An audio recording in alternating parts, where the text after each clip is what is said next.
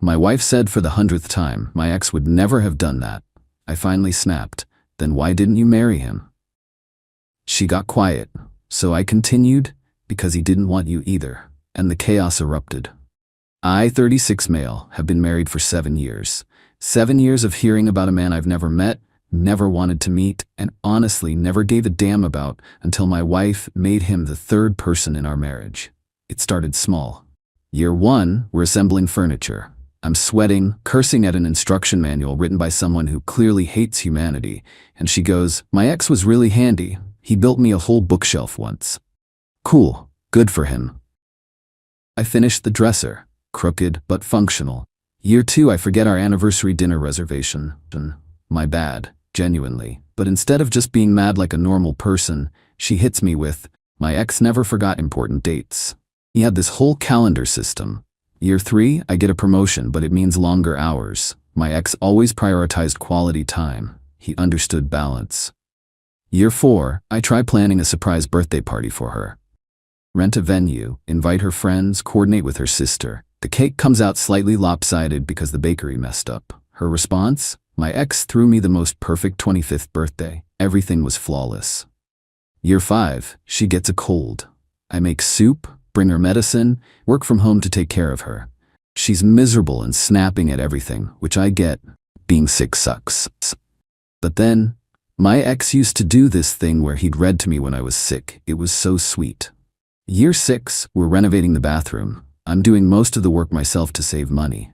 Tile isn't perfectly aligned because I'm not a professional contractor, just a guy watching tutorials. My ex's family had connections to contractors. He would have had this done professionally. You see the pattern?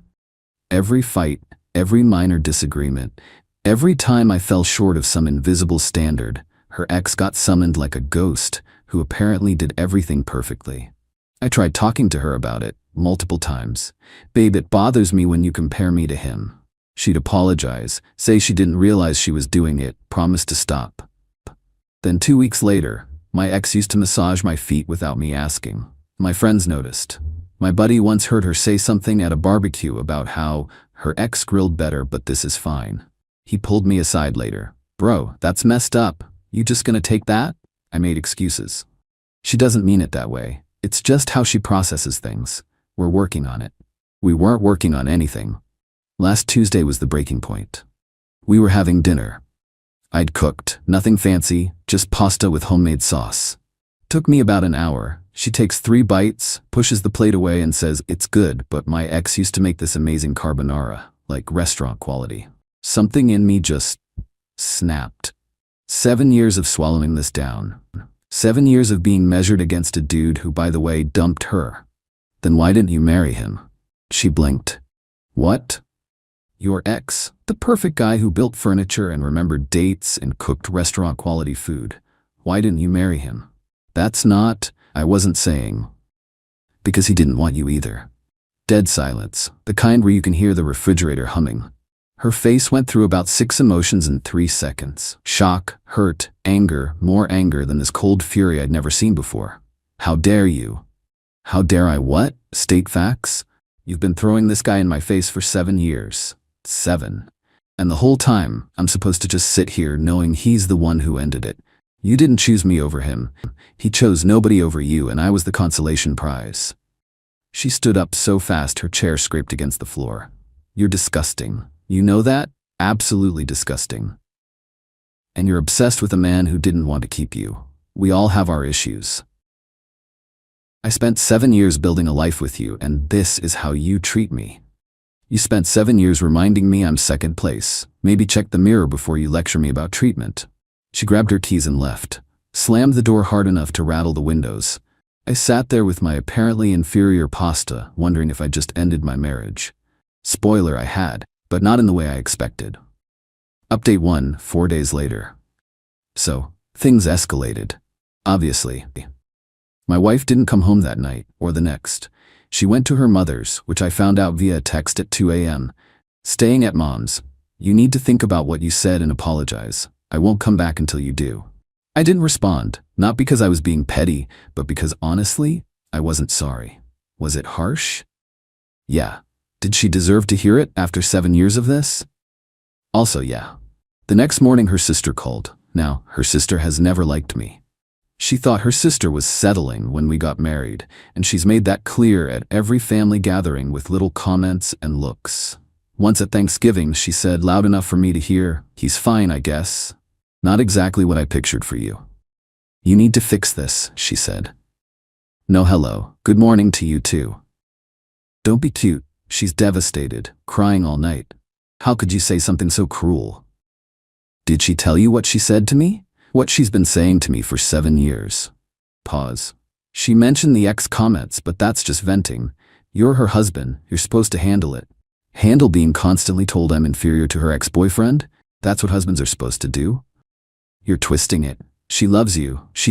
Sometimes she remembers good things. For 7 years. Every fight, every mistake I make, her ex would never. Longer pause. Just apologize. Be the bigger person. I'll think about it. I didn't think about it. Day 2, her father called. This was new. The man had maybe spoken 100 words to me in 7 years. Quiet guy. Stayed out of things. Son, he started, and I knew this was going to be bad because he'd never called me son before. I don't know what happened between you two, but my daughter is hurting. Whatever you did, you need to make it right. With respect, sir, whatever she told you isn't the full story. She told me you attacked her verbally, brought up things meant to wound her. Did she tell you she's been comparing me to her ex for our entire marriage? Every week, sometimes every day, reminding me I'm not as good as him? Silence. Then, that's between you two. But a man doesn't speak to his wife that way. And a wife doesn't treat her husband like a silver medal for 7 years. He hung up on me. Day 3, I got home from work and found her in the living room. She hadn't texted she was coming. Just sitting there on the couch, arms crossed, waiting. We need to talk, she said. Okay. What you said was unacceptable, cruel, designed to hurt me. And comparing me to your ex for 7 years wasn't? That's different. I wasn't trying to hurt you. I was just talking. You were just constantly reminding me that someone else was better, that I was your backup plan. You're being dramatic. I laughed. Actually laughed. I'm dramatic. You bring up your ex when I cook dinner, when I forget something, when I breathe wrong, apparently. But I'm the dramatic one. He was important to me. That relationship shaped who I am. Then be with him. I can't. She stopped. He's what? And that's when the real truth came out. Not because she wanted to tell me, but because she was caught. We've been talking, just as friends, reconnected on social media a few months ago. My blood went cold. Define talking. Just catching up. Nothing happened. Show me. What? Your phone. Show me the messages. If it's just friendly catching up, show me. She clutched her phone like I'd asked for a kidney. That's an invasion of privacy. You've been secretly talking to your ex, the one you compare me to constantly, and you want to lecture me about privacy? I don't have to prove anything to you. You're not my warden. I'm your husband, or at least I thought I was. She didn't show me, which told me everything I needed to know. That night I slept in the guest room. Not because she asked me to, because I couldn't stomach being in the same bed. The next morning I called a divorce attorney. Not to file immediately, but to understand my options. What I was looking at. Because I knew, deep in my gut, this wasn't recoverable. And here's the thing about being the calm one, the logical one. People underestimate you. They think you'll fold. Apologize. Take them back. My wife thought she had all the power because she was the one who left, the one demanding apologies. She was wrong. Update 2. 2 weeks later. The messages were bad, real bad. I didn't snoop through her phone, didn't have to. Her sister, of all people, actually came through with some information. Not out of loyalty to me, but because she was angry at her sister for something else entirely. Turns out she'd been bragging to her sister about her ex reaching out, about how he finally realized what he lost, about how he was practically begging her to meet up. Her sister told her mother. Her mother, surprisingly, didn't approve. Told her she was playing a dangerous game and needed to cut contact. My wife's response? Blocked her own mother for a week. This all came to me through a phone call from my mother-in-law, who I'd always had a decent relationship with. She called me directly one evening while I was eating takeout alone in my kitchen. I need to tell you something and I need you to listen without reacting. I listened. She told me about the messages her sister had shared, about my wife meeting her ex for coffee 3 weeks ago while we were still living together, still married, about my wife apparently telling her sister she needed to see if there was still something there. I'm not excusing what she did, my mother-in-law said, but I'm also not letting you be blindsided. Whatever you decide to do, you deserve to know the truth. Did anything happen at that coffee meeting? Long pause. I don't know. She told her sister nothing physical happened, but emotionally, she admitted she still had feelings for him. I thanked her. Genuinely. Then I called my lawyer and officially filed for divorce. The papers were served at her mother's house. I wanted witnesses because I knew exactly how she'd spin this otherwise. The process server confirmed delivery on a Thursday afternoon. The phone calls started immediately. You're divorcing me. Over what? Over 7 years of disrespect and the fact that you met your ex behind my back. Who told you that? Does it matter? It was my mother, wasn't it? That witch. I told her in confidence.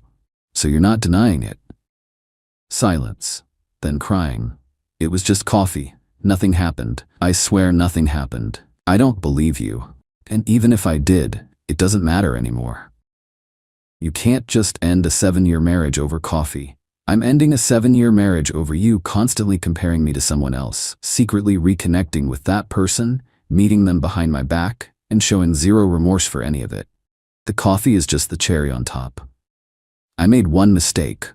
One, after 7 years of being a good wife. Good wives don't tell their husbands their exes were better. Good wives don't secretly meet those exes. And good wives don't double down when they're caught. She hung up on me. Over the next week, her family launched a full assault. Not physical, obviously, but constant pressure from every direction. Her father left a voicemail saying I was throwing away a family, and that real men work through problems, they don't run. I saved it in case I needed evidence of harassment later. Her sister texted me a novel about how I was too weak to handle a strong woman, and how no wonder she looked elsewhere. Also saved. Her cousin, who I'd met maybe twice, somehow got my number and called to tell me I was making the biggest mistake of my life. Blocked. But the coup de grace came from my wife herself. She showed up at my workplace. I was leaving for lunch when I saw her car in the parking lot. She was leaning against it, arms crossed, looking like she hadn't slept in days. We need to talk. Privately. We don't. Everything goes through lawyers now. Screw the lawyers. I'm trying to save our marriage. By ambushing me at work? By making you listen. You won't take my calls. You won't respond to texts. What am I supposed to do? Accept the divorce. She grabbed my arm. People were starting to look. Please, I know I messed up, but 7 years we can fix this. I pulled my arm back. You spent 7 years telling me I wasn't good enough. Then you went looking for someone better. And now that it didn't work out, you want me to take you back? That's not fixing things. That's using me as a backup plan again. That's not fair. None of this is fair. But it's reality. I walked away, got in my car, drove to a drive-thru because I'd lost my appetite for anything else, ate alone in a parking lot, and tried to process the fact that my wife genuinely seemed confused about why I wasn't forgiving her. That's when I realized, in her mind, she hadn't done anything wrong. The comparisons were just talking. The secret meeting was just coffee. My feelings about all of it were dramatic. She wasn't going to change. She couldn't even see the problem. Update 3, final, 3 months later. The divorce finalized last week. 8 months total from filing to final decree. Felt like 8 years. Her entitlement during the proceedings was something else entirely. Her lawyer was aggressive, I'll give him that, probably feeding on the anger she brought in. First, she wanted the house I bought before we got married. The house that was solely in my name because I bought it 2 years before we even met. Her lawyer argued she'd contributed to the household for 7 years and deserved equity, said she'd helped with improvements and maintenance that increased the property value.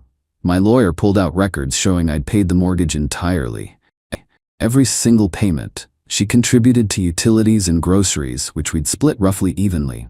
But the house, that was mine. Bought and paid for before she was even in my life. The judge agreed. She got nothing from the house. Second, she wanted alimony. Substantial alimony. Her lawyer painted a picture of a woman who'd sacrificed career opportunities to support the marriage, which was news to me since she'd worked full-time the entire marriage and actually got 2 promotions. She made about 60% of what I made, but still a solid income. Mid-60s. My lawyer argued she was fully capable of supporting herself, provided her tax returns and employment history showed she'd had steady income increases. The judge awarded her 18 months of transitional support at $1,200 per month, enough to adjust to single life apparently. Less than a quarter of what she'd asked for. Her face when that number was announced? She looked like she'd been slapped. Third, she wanted half my retirement. This one stunned the most. We'd been married 7 years, and retirement accounts accumulated during marriage are typically split. I had a decent 401k, about $180 built up. My lawyer fought to protect the portions from before marriage, but the 7 years of contributions during? Fair game. I had to give up about $43.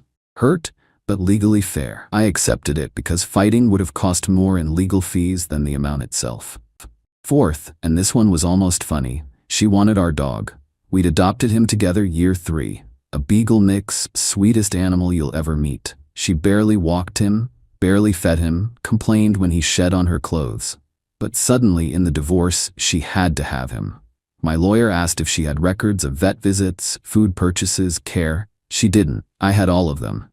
Every single vet appointment, I'd taken him. Every bag of food I'd bought. She'd posted maybe 3 photos of him in 5 years. I had hundreds. She dropped the request when it became clear she'd lose. Throughout all of this, her family ran interference. Her sister called me pathetic for fighting over money with a woman you claim to love. Her father sent a letter through his lawyer threatening to make my life difficult if I didn't give his daughter what she deserved. My lawyer sent back a response that basically said try it and we'll pursue harassment charges. Never heard from him again. Her mother, to her credit, stayed out of it after the initial revelation. I think she was embarrassed by how her daughter was behaving. Never reached out to me again, but also never piled on. The final hearing was anticlimactic. She didn't even look at me. Her lawyer did all the talking. My lawyer did all the talking. We signed papers. It was done. Walking out of that courthouse, I felt lighter. Not happy exactly. You don't feel happy ending a 7-year marriage. But lighter, like I'd been carrying something heavy and finally set it down. Here's the part I know some of you are waiting for. What happened to the ex? Turns out the perfect guy who built furniture and cooked carbonara and never forgot anniversaries? He wasn't interested in being her backup plan either. According to mutual friends who still talked to both sides, she'd reached out to him after I filed, told him she was getting divorced, that she'd made a mistake, that maybe they could try again. Really put herself out there. He turned her down, said he was seeing someone else, had been for almost a year. That he'd only reached out as friends because he was in a nostalgic mood after a breakup, not because he wanted to rekindle anything. Said he wished her well, but didn't see a future there. She'd blown up her marriage chasing a ghost, and the ghost didn't want her either. I'd be lying if I said that didn't feel vindicating. Not happy, exactly, but vindicating. Last I heard through the grapevine, she moved into a 1-bedroom apartment. The transition from our house to cramped rental apparently hit hard. She complained to mutual friends about how unfair the settlement was, how she got nothing after 7 years, conveniently left out that she tried to take a house she had no claim to. She's been on dating apps. A friend of a friend spotted her profile. One of her prompts said something about looking for someone who appreciates her. Rich, considering. Her ex got engaged to his girlfriend a month ago, saw it on social media. She apparently posted something vague about timing and missed connections that same day. Still not over him. Her relationship with her family is strained. Her mother is still barely speaking to her after the whole blocking incident. Her sister took her side publicly, but apparently they've been fighting privately about money stuff. And me? I'm adjusting. The house feels different now. Quieter. Sometimes too quiet. I've rearranged a few things, made it feel more like mine again. Got rid of the throw pillows she picked out, changed the curtains. Small stuff, but it matters. I'm not dating yet. Not ready. 8 months isn't enough time to process 7 years. Started therapy about 2 months ago, which I probably should have done years ago. Learning to identify what I actually want versus what I was willing to accept. My therapist said something that stuck with me. You spent 7 years being told you weren't enough. That leaves marks. Give yourself time to heal those before bringing someone new into your life. Good advice. The other day I cooked pasta. Same recipe. The one she compared to her ex's carbonara. It tasted fine. Better than fine, actually. Because I wasn't eating it while waiting for the comparison to drop. Wasn't bracing for the next reminder that someone else did it better. Did I handle everything perfectly? No. That comment about her ex not wanting her was brutal. I could have taken the high road, addressed the issue calmly, suggested couples counseling years ago instead of eating my frustration. But after 7 years, I was fresh out of high roads. Sometimes you snap. Sometimes the thing you say is the thing you've been holding back for too long. Sometimes the truth comes out ugly because it's been compressed for so long. Do I regret it? Honestly, not really. It forced the truth out. Made her reveal the secret contact with her ex. Made me realize this marriage had been dying for years. Poisoned by constant comparison and quiet resentment on both sides. Better to rip off the bandage than keep pretending everything was fine. To anyone reading this who's going through something similar, trust your gut. If something feels wrong, it probably is. And you're not crazy for wanting a partner who sees you as their first choice, not a consolation prize. Not someone who settles for you while dreaming about someone else. The ex comparison stopped the day I filed for divorce. Funny how that works. Anyway, that's the story. 7 years, one brutal comment, and a whole lot of consequences. Time to cook some pasta.